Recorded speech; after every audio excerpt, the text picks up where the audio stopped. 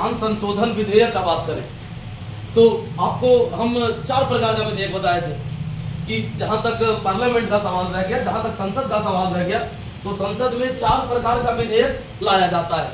पहला साधारण विधेयक, दूसरा धन विधेयक, तीसरा वित्त विधेयक और चौथा संविधान संशोधन विधेयक। इसमें से साधारण विधेयक के बारे में, धन विधेयक के बारे में और वित्त विधेयक के बारे में हम पहले बता चुके हैं आप लोगों को, ठीक है ना। अगर हम संविधान संशोधन विधेयक का बात करते हैं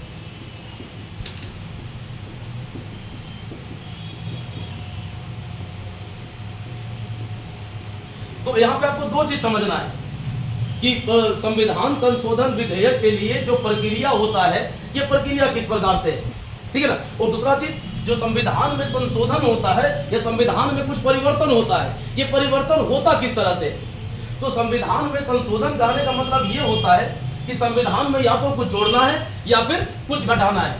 मतलब कुछ नया अनुच्छेद या तो जोड़ना संविधान में, ठीक है ना, या वर्तमान अनुच्छेद में कोई परिवर्तन करना या वर्तमान अनुच्छेद को संविधान से हटा देना, यही संविधान में संशोधन कहलाता है। तो संविधान में संशोधन का मतलब क्या होता है कि संविधान में परिवर्तन करना, ठीक है ना। अब संविधान में जो भी परिवर्तन होगा या संविधान में जो भी संशोधन होगा, ऐसा करने का अनन्य अधिकार किसके पास, संसद के पास।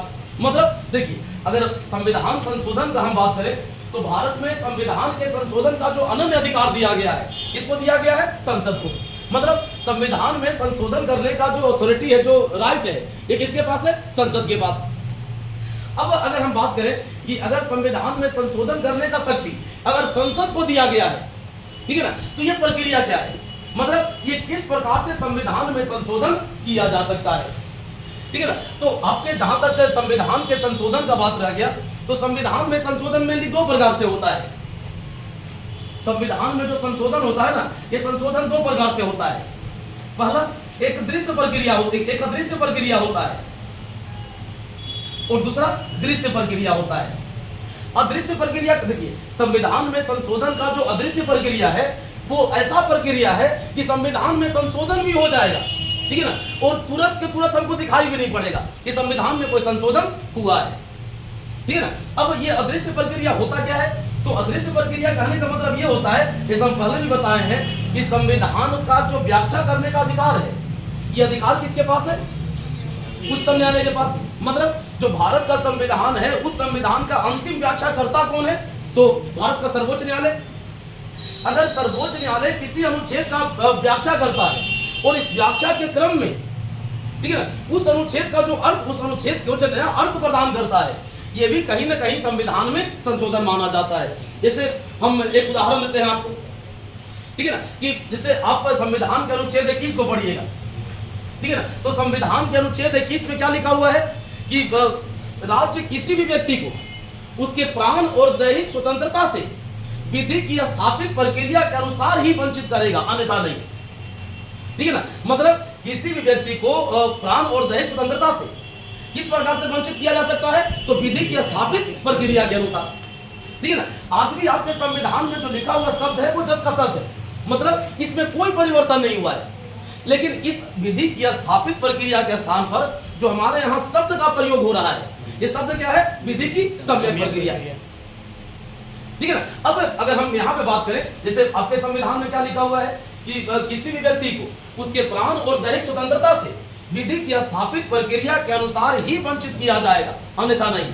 इसी के परिप्रेक्ष्य में अगर हम अमेरिकी संविधान का बात करते हैं, तो अमेरिकी संविधान में जो शब्द का प्रयोग हुआ है वो शब्द क्या है कि किसी व्यक्ति को उसके प्राण और दैहिक स्वतंत्रता से विधि की सम्यक प्रक्रिया के अनुसार वंचित किया जाएगा। मतलब भारत के संविधान में जो शब्द का प्रयोग हुआ है वो शब्द है हमारा विधि की स्थापित प्रक्रिया। इसी के परिप्रेक्ष्य में अगर हम देखें तो अमेरिकी संविधान में कौन शब्द का प्रयोग हुआ है, विधि की सम्यक प्रक्रिया। अगर हम भारत के संविधान का बात करें तो 1978 में एक केस आया सुप्रीम कोर्ट में, मेनका गांधी बना भारत संघ। इस मामले में सुप्रीम कोर्ट स्पष्ट कर दिया कि अनुच्छेद 21 में जो विधि की स्थापित प्रक्रिया शब्द का प्रयोग हुआ है, इसका मतलब है विधि की सम्यक प्रक्रिया। मतलब आज भी आपके संविधान में लिखा हुआ क्या है, विधि की स्थापित प्रक्रिया, लेकिन इसका अर्थ बदल के आज क्या हो चुका है, विधि की सम्यक प्रक्रिया, ठीक है ना। तो अब अगर हम बात करें तो आपके संविधान में जो अदृश्य संशोधन हो रहा है, ये अदृश्य संशोधन न्यायालय के निर्णय से भी होता है।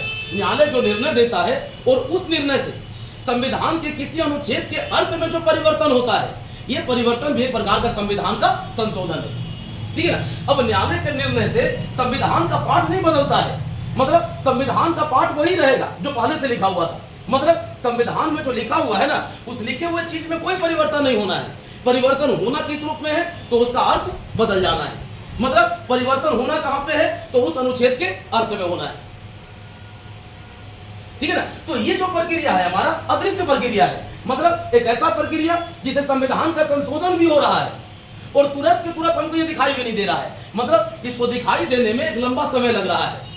एक लंबा समय के बाद हमको पता चलता है कि संविधान में इस प्रकार का संशोधन हुआ है। ठीक है ना। ये तो पहला चीज हो गया। दूसरा चीज ये भी हो सकता है कि जो संसद है हमारा, ठीक है ना, ये किसी विधायन का अनुपूर्ति कर दे और विधायन के अनुपूर्ति के द्वारा जो खाली स्थान है संविधान में, उस खाली स्थान को भर दे। जैसे आप उदाहरण देते हैं हम आपको, संविधान के अनुच्छेद 5 से 11 तक में नागरिकता का वर्णन हुआ है। ठीक है ना। और संविधान के अनुच्छेद 11 में लिखा हुआ है कि संसद अगर चाहे तो नागरिकता के संबंध में विधि बना सकती है। ठीक है ना। और इसी शक्ति का प्रयोग करते हुए जो संसद है हमारा, ये नागरिकता अधिनियम 1955 पारित किया है। ठीक है ना। और नागरिकता अधिनियम 1955 जो है हमारा, उसमें नागरिकता के अर्जन का, नागरिकता के धारण का और नागरिकता के व्ययन का, मतलब नागरिकता हम कैसे प्राप्त कर सकते हैं, नागरिकता को हम कैसे बनाए रख सकते हैं और नागरिकता हमारा कैसे समाप्त हो सकता है, इसके बारे में विस्तार से बताया गया है। जैसे आप उदाहरण देते हैं हम आपको, संविधान के अनुच्छेद 84 को पढ़िएगा, तो संविधान के अनुच्छेद 84 में क्या है कि संसद के सदस्य का अर्हता या योग्यता क्या होगा। ठीक है ना। अगर संविधान के अनुच्छेद 102 को पढ़िएगा तो 102 में निरर्हता बताया गया है, मतलब अयोग्यता बताया गया है। ठीक है ना। अगर संविधान के अनुच्छेद 84 को पढ़िएगा तो 84 में कहा गया है कि जो संसद है हमारा, ये अतिरिक्त अर्हता, अतिरिक्त योग्यता तय कर सकती है। और इसी शक्ति का जो प्रयोग करते हुए पार्लियामेंट है हमारा, ये 1951 में लोक प्रतिनिधित्व अधिनियम पारित किया। ठीक है ना। तो इसके जरिए भी संविधान में परिवर्तन होता है। मतलब देखिए, ये एक ऐसा प्रक्रिया है हमारा जिस प्रक्रिया से संविधान के पाठ में कोई परिवर्तन नहीं होता है, संविधान के लिखावट में कोई परिवर्तन नहीं होता है। परिवर्तन होता कहां है, तो उसके अर्थ में। ठीक है ना। मतलब किसी अनुच्छेद का क्या होता है, अर्थ बदल जाता है। ठीक है ना। ये अदृश्य प्रक्रिया है, मतलब एक ऐसा प्रक्रिया जो या तो हमको दिखाई नहीं दे रहा है, और अगर दिखाई देगा भी तो तुरंत के तुरंत नहीं दिखाई देगा, बल्कि कुछ समय के बाद दिखाई देगा कि ऐसा परिवर्तन हुआ है। ठीक है ना। जैसे अब यहाँ पे अगर हम कहें तो दृश्य कहने का मतलब क्या, कि अगर कोई संशोधन हो रहा है तो हमको पता होना चाहिए कि ऐसा ऐसा प्रोविजन है, ऐसा ऐसा होना है संविधान में। ठीक है ना भाई। इससे अगर ऐसा विधेयक पारित हो जाएगा, अगर पार्लियामेंट को विधेयक लेके आती है, तो उस विधेयक के बारे में हम पहले बताए हैं कि विधेयक को सबसे पहले क्या किया जाता है, भारत के राजपत्र में प्रकाशित किया जाता है। और राजपत्र में प्रकाशन का हमारा उद्देश्य ये होता है कि आम जनता उस विधेयक पर अपना राय दे सके। ठीक है ना। तो जब उसको विधेयक को हम राजपत्र में प्रकाशित कर देते हैं तो आम जनता के सामने आता है सब कुछ। ठीक है ना। आम जनता को पहले से पता होता है कि सरकार कहां कहां पे क्या क्या परिवर्तन करना चाह रही है। ठीक है ना। ये दृश्य प्रक्रिया है हमारा। ठीक है ना। और दृश्य प्रक्रिया का जो वर्णन हुआ है संविधान के अनुच्छेद 368 में हुआ है।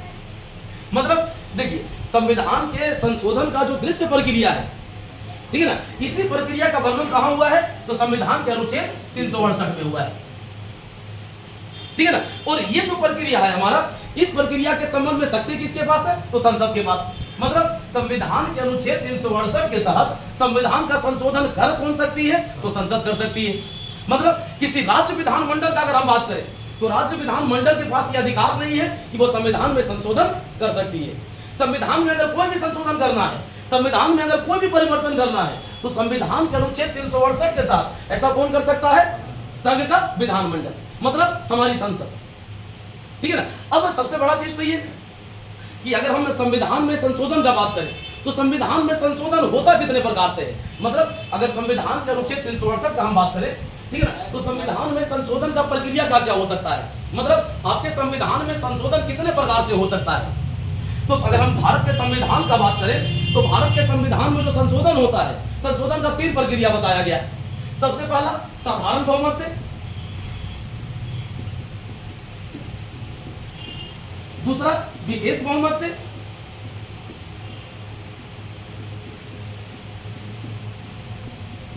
और तीसरा विशेष बहुमत के साथ साथ आधे राज्यों के समर्थन से।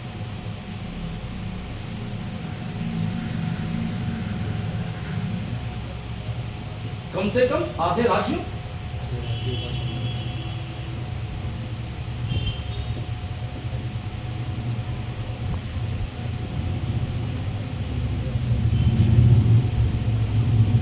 मतलब आपके संविधान में जो संशोधन हो सकता है, ये संशोधन 3 तरीके से हो सकता है।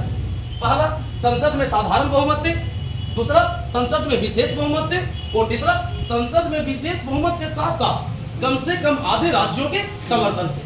मतलब आपके संविधान में संशोधन का 3 प्रक्रिया बताया गया, ठीक है ना। ये तीनों प्रक्रिया क्या? तो साधारण बहुमत, विशेष बहुमत और विशेष बहुमत के साथ साथ आधे राज्यों का समर्थन। साधारण बहुमत कहने का मतलब कि जिस सदन में ये विधेयक आया वो सदन हमारा लोकसभा हो सकता है या वो सदन हमारा राज्यसभा हो सकता है। मतलब जिस सदन में ऐसा विधेयक आया उस सदन का कुल संख्या कितना है, मतलब हमको इससे नहीं है, ठीक है ना। मतलब जिस समय विधेयक पर वोटिंग हो रहा है, ठीक है ना, उस समय कितना मेंबर है उस सदन का जो सदन में प्रेजेंट है और कितना मेंबर वोटिंग कर रहा है, मतलब मत दे रहा है, ठीक है ना। तो यहाँ पे हमको केवल ये देखना होता है कि उपस्थित और मत देने वाला का बहुमत। मतलब संविधान के जिस भाग में संशोधन संसद के प्रत्येक सदन में केवल उपस्थित और मत देने वाले सदस्यों के बहुमत से हो जाए उसको क्या कहेंगे हम लोग? साधारण बहुमत, ठीक है ना। जैसे मान लेते हैं कि आपका लोकसभा, ठीक है ना, लोकसभा में मान लेता है 543 मेंबर है सपोज, ठीक है ना। अब जिस दिन विधेयक पर वोटिंग हो रहा है, ठीक है ना, उस दिन 543 में से कितना मेंबर प्रेजेंट है? Total 200 member. तो हमको 543 का बहुमत नहीं देखना है, यहाँ पे बहुमत किसका देखना है? इस 200 मेंबर का जो उपस्थित है और विधेयक के पक्ष में या विपक्ष में मत दे रहा है, ठीक है ना। तो हमको इस 200 का बहुमत चाहिए। अगर हम टोटल का बहुमत करें तो हमको 543 का बहुमत चाहिए होता, ठीक है ना। लेकिन टोटल का बहुमत नहीं देख रहे हैं हम, यहाँ पे देख क्या रहे हैं? तो कितना मेंबर प्रेजेंट है और कितना मेंबर वोटिंग कर रहा है, तो उसका बहुमत है। इसी को हम साधारण बहुमत कहते हैं, ठीक है ना। जैसे अब इस तरह से संशोधन कहाँ होता है संविधान में? तो आपका संविधान का अनुच्छेद 3 नए राज्यों का निर्माण, वर्तमान राज्यों के नाम, राज्यों के राज्य क्षेत्र और राज्यों के सीमा में परिवर्तन, ठीक है ना। मतलब भाई इसके संबंध में जो होगा ये किस प्रकार से होगा? साधारण बहुमत से, ठीक है ना। संविधान का अनुच्छेद 169 राज्य में विधान परिषद का उत्साधन और सृजन, इसके संबंध में जो प्रक्रिया होगा क्या होगा? साधारण बहुमत। संविधान का अनुच्छेद 239 का संघ राज्य क्षेत्रों के लिए विधान परिषद का गठन, विधानमंडल का गठन, ठीक है ना, या मंत्री परिषद, अगर वहां मंत्री परिषद नहीं है तो मंत्री परिषद का सृजन, और अगर है तो मंत्री परिषद का उत्साधन। मतलब संविधान के अनुच्छेद 239 का जो है हमारा, ठीक है ना, इस 239 का में संसद को यह शक्ति दिया गया है कि अगर संसद चाहे तो जिस संघ राज्य क्षेत्र में विधानसभा नहीं है वहां विधानसभा का सृजन कर सकती है, ठीक है ना। और जहां पे मंत्री परिषद नहीं है वहां मंत्री परिषद का सृजन कर सकती है। मतलब जहां पे विधानसभा नहीं है वहां विधानसभा का गठन किया जा सकता है, जहां पे विधानसभा है उस विधानसभा को भंग किया जा सकता है, ठीक है ना।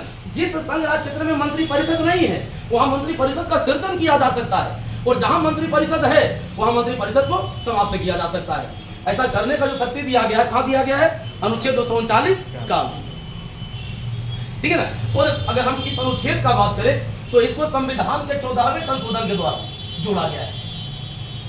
मतलब जैसे आपका जो संविधान है उस संविधान का अनुच्छेद 3 हो गया, 2 है, 3 है, ठीक है ना, ऊपर से 169 है, 239 है। मतलब इस सब में जो परिवर्तन होता है किस प्रकार से होता है? साधारण बहुमत से। दूसरा होता है विशेष बहुमत से। विशेष बहुमत कहने का मतलब यहाँ पे 2 प्रक्रिया का पालन होगा। विशेष बहुमत कहने का मतलब यही होगा कि यहाँ पे 2 प्रक्रिया का पालन होगा। 2 प्रक्रिया कौन कौन सा है? तो सदन के कुल संख्या का, मतलब किसी भी विधेयक को संसद के प्रत्येक सदन में 2 प्रकार से पारित किया जाना चाहिए। 2 प्रकार कौन कौन? तो पहला प्रकार ये कि उस सदन का जितना सदस्य है हमको उसका बहुमत चाहिए, और जितना उपस्थित और मत देने वाला मेंबर है उसका 2/3 बहुमत चाहिए। जैसे मान लेते हैं कि ऐसा मामला कहाँ आता है? राज्यसभा में। राज्यसभा में मेंबर कितना है हमारा? 245, ठीक है ना। तो यहाँ पे दो नियम का पालन होगा कि कुल संख्या का आधा से अधिक, मतलब 245 का 1/2 + 1, पहला चीज हो गया। दूसरा चीज, अगर 245 में 245% है, ठीक है ना, और 245 वोट कर रहा है, तो इसका 2/3 बहुमत।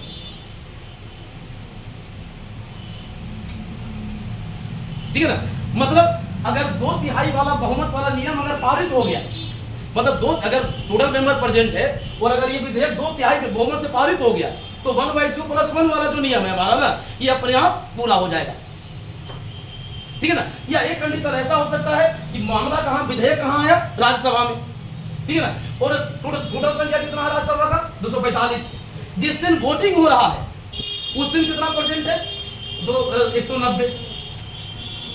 ठीक है ना। तो यहाँ पे दो नियम का पालन होना है कि 245 का आधा से अधिक, मतलब 1/2 + 1 चाहिए हमको, ठीक है ना, और 190 जो परसेंट है इसका 2/3 + 1 चाहिए हमको। ठीक है ना। तो अगर ये दोनों नियम का पालन हो जाता है, मतलब विशेष बहुमत कहने का मतलब कुल संख्या का आधा से अधिक और उपस्थित और मत देने वाले का 2/3। ठीक है ना। जैसे आपके मूल अधिकार वाला भाग में कोई परिवर्तन करना है, ठीक है ना, तो किस प्रकार से होगा, विशेष बहुमत से। ठीक है ना। आपके नीति निर्देशक तत्व में कोई परिवर्तन करना है, किस प्रकार से होगा, विशेष बहुमत से। ठीक है ना। एक तीसरा प्रक्रिया होता है कि विशेष बहुमत के साथ साथ कम से कम आधे राज्यों के समर्थन से, मतलब जो तीसरा नियम है हम कहता है हमारा, ये विशेष बहुमत के साथ साथ आधे राज्यों के समर्थन से। विशेष बहुमत कहने का मतलब कि जिस सदन में विधेयक आया उस सदन के कुल संख्या का आधा से अधिक और उपस्थित और मत देने वाले का 2/3 प्लस उस विधेयक, जो विधेयक है अगर विशेष बहुमत से संसद के दोनों सदन से अगर पारित हो जाएगा, तो भारत में जितना राज्य है और तो प्रत्येक राज्य के विधानमंडल में ये घूमेगा, मतलब ये प्रत्येक राज्य के विधानसभा में जाएगा। ठीक है ना। और जितना राज्य का विधानसभा है हमारा, उसका कम से कम आधा, ठीक है ना, उस विधेयक को पारित करेगा।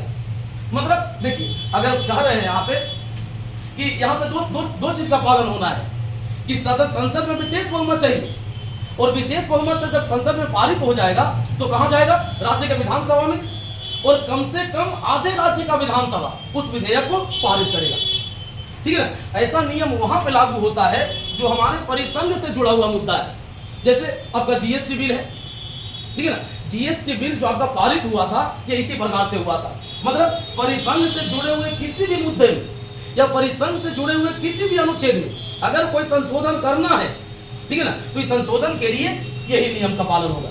मतलब संसद में क्या चाहिए, विशेष बहुमत, और संसद में अगर विशेष बहुमत से पारित हो जाएगा तो प्रत्येक राज्य में कहां जाएगा, विधानसभा में, और कम से कम आधा राज्य का विधानसभा उस विधेयक को पारित करेगा, तो वो विधेयक हमारा पारित माना जाएगा, और तब वो विधेयक जो है हमारा ये कानून बनेगा। मतलब अगर ऐसा हो जाएगा तो कहां जाएगा, राष्ट्रपति के पास, और अगर राष्ट्रपति अनुमति दे दिए तो विधेयक हमारा क्या बन जाएगा, कानून बन जाएगा।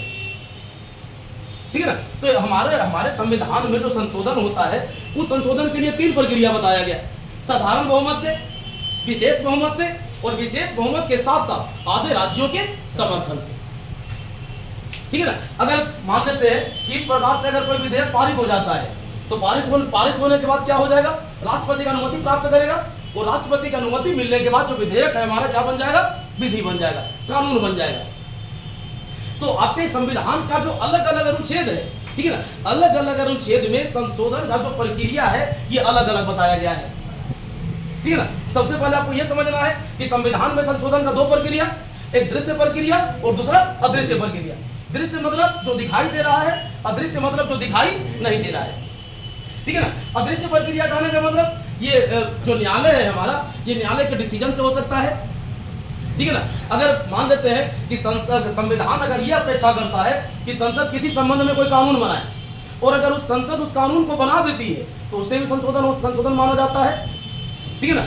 और दृश्य कहने का मतलब जो दिखाई दे रहा है, ठीक है ना। और इसी दृश्य प्रक्रिया का वर्णन कहां हुआ है, संविधान के अनुच्छेद 368। मतलब संविधान के संशोधन के लिए जो अनुच्छेद बताया गया है वो अनुच्छेद कौन सा है हमारा, 368। ठीक है ना। और ये दृश्य प्रक्रिया है, और इसी को रियल में हम संविधान का संशोधन मानते हैं। अदृश्य प्रक्रिया में क्या होगा कि संविधान में संशोधन भी हो जाएगा, ठीक है ना, लेकिन संविधान के पाठ में कोई परिवर्तन नहीं होगा। मतलब लिखा हुआ जो था पहले से, लिखा हुआ आज भी वही रहेगा, लेकिन लिखे हुए शब्द का मतलब बदल जाएगा, मतलब लिखे हुए शब्द का अर्थ बदल जाएगा, ठीक है ना। यहाँ पे क्या होगा कि लिखे हुए जो लिखा हुआ शब्द है हमारा, तो लिखावट भी बदल जाएगा, ठीक है ना, और लिखावट के साथ साथ ये भी संभव है कि वह उसका अर्थ भी चेंज हो जाएगा, ठीक है ना। तो आपके यहाँ जो संविधान का संशोधन होता है ना, ये संविधान के संशोधन के बारे में कहां बताया गया है, तो संविधान के अनुच्छेद 368, ठीक है ना। अब अगर मान लेते हैं कि अगर हम विधायी प्रक्रिया की बात करते हैं, ठीक है ना, जैसे मान लेते हैं कि मूल अधिकार वाला जो भाग है हमारा, उस भाग के किसी अनुच्छेद में कोई संशोधन करना है, तो संशोधन करने के लिए क्या करना होगा हमको, कि हम पहले बताए कि यहाँ पे जो संशोधन होगा ना, ये विशेष बहुमत से होगा, ठीक है ना। तो संविधान संशोधन विधेयक संसद के किसी भी सदन में प्रस्तुत किया जा सकता है। संविधान संशोधन विधेयक की प्रक्रिया का अगर हम बात करें, तो संविधान संशोधन जो विधेयक है हमारा, ये संसद के किसी भी सदन में प्रस्तुत किया जा सकता है। चाहे तो इसको लोकसभा में भी प्रस्तुत कर सकते हैं, और अगर चाहे तो राज्यसभा में भी प्रस्तुत किया जा सकता है, ठीक है ना। इसके लिए जरूरी है कि संसद के दोनों सदन से इसको विशेष बहुमत से पारित किया जाना चाहिए। अगर मूल अधिकार वाला भाग में कोई संशोधन किया जाना है, इसका मतलब क्या होगा कि जो विधेयक है हमारा, उस विधेयक को विशेष बहुमत से पारित किया जाना चाहिए। विशेष बहुमत कहने का मतलब जिस सदन में उस विधेयक को पारित करना है, उस सदन के कुल संख्या का आधा से अधिक और उपस्थित और मत देने वालों का 2/3, ठीक है ना। अगर संसद के दोनों सदन से इस प्रकार से अगर विधेयक हमारा पारित हो जाता है, तो पारित होने के बाद कहां जाएगा, राष्ट्रपति के पास, ठीक है ना। जैसे अब जो संविधान संशोधन विधेयक है हमारा, उस संविधान संशोधन विधेयक के संबंध में राष्ट्रपति के पास शक्ति क्या है, ठीक है ना। जैसे साधारण विधेयक में क्या बताए थे आपको कि जब साधारण विधेयक अगर संसद के दोनों सदन से पारित हो जाता है, और पारित होने के बाद अगर राष्ट्रपति की अनुमति के लिए प्रस्तुत किया जाता है इसको, ठीक है ना, तो राष्ट्रपति के पास 3 विकल्प, या तो विधेयक को अनुमति देगा, अनुमति देने से मना कर देगा, या पुनर्विचार के लिए वापस भेज देगा। मतलब जो साधारण विधेयक है हमारा, उस साधारण विधेयक में वीटो शक्ति का प्रयोग किया जा सकता है, ठीक है ना। लेकिन जहां तक संविधान संशोधन विधेयक का सवाल रह गया कि अगर कोई संविधान संशोधन विधेयक है हमारा, और अगर ये संसद के दोनों सदन से पारित हो जाता है, ठीक है ना, तो पारित होने के बाद कहां जाएगा, राष्ट्रपति के पास, और राष्ट्रपति ऐसे विधेयक को अनुमति देने के लिए बाध्य होगा, ठीक है ना। जैसे हम पहले भी बताएं आप लोगों को कि 1971 में जो संविधान का 24वां संशोधन हमारा पारित हुआ, ठीक है ना, इस 24वां संविधान संशोधन से पहले राष्ट्रपति के पास विकल्प होता था, ठीक है ना, कि ऐसा नहीं कि अनुमति देने के लिए राष्ट्रपति हमारा बाध्य होता था। लेकिन जहां तक संविधान के 24वें संशोधन का सवाल रह गया, तो संविधान के 24वें संशोधन में यह निश्चित कर दिया गया कि अगर दोनों सदन से पारित होने के बाद अगर संविधान संशोधन विधेयक राष्ट्रपति की अनुमति के लिए प्रस्तुत किया जाता है, तो राष्ट्रपति अनुमति देने के लिए बाध्य होगा। मतलब 24वां संशोधन के बाद राष्ट्रपति के पास कोई विकल्प नहीं है सिवाय अनुमति देने का, ठीक है ना। अब जैसे 24वां संशोधन का अगर हम बात करें, तो जब मूल अधिकार हम पढ़ा रहे होंगे, उस मूल अधिकार में भी इस संविधान संशोधन विधेयक हम चर्चा किए होंगे, ठीक है ना। जैसे 1967 में एक मामला है सुप्रीम कोर्ट में, ठीक है ना, जिसको आईसी गोलकनाथ बनाम पंजाब राज्य कहते हैं, ठीक है ना। इस आईसी गोलकनाथ बनाम पंजाब राज्य में उच्चतम न्यायालय यह स्पष्ट कर दिया था कि जो संसद है हमारा, ये मूल अधिकार वाला भाग में संशोधन नहीं कर सकती है, ठीक है ना। तो इसी गोलकनाथ केस के प्रतिक्रिया स्वरूप 1971 में संविधान का 24वां संशोधन पारित होता है, और इसी 24वां संशोधन में 2 घोषणा करा जाता है। पहला घोषणा तो इसमें यह होता है कि अगर संविधान के अनुच्छेद 368 के तहत, के तहत अगर कोई विधेयक संसद से पारित होता है, ठीक है ना, तो उसको अनुच्छेद 13 के अर्थांतर्गत विधि नहीं माना जाएगा। पीछे वाला चीज को जरा रिकॉल कीजिए।